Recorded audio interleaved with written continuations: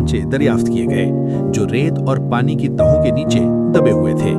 ये साख्तें मुनज़्ज़म शहरों की मानंद थीं, जिनमें बुनियादें और जालीदार मंसूबाबंदी नजर आती है, और इनकी तारीख इस दौर से भी कदीम बताई जाती है जिसे हम इंसानी तहजीब की इब्तदा समझते हैं।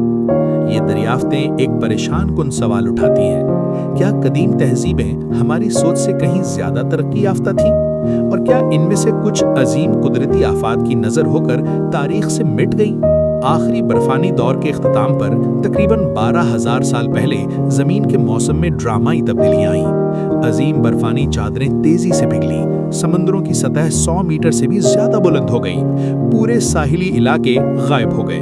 जो शहर दरियाओं और समंदरों के किनारे आबाद थे वो मुकम्मल तौर पर निगल लिए गए। अगर उस जमाने में कोई तरक्की याफ्ता तहजीब साहिलों पर मौजूद थी तो वो आज समंदर की गहराइयों में दफन है, हजारों साल तक नाकाबिले रसा।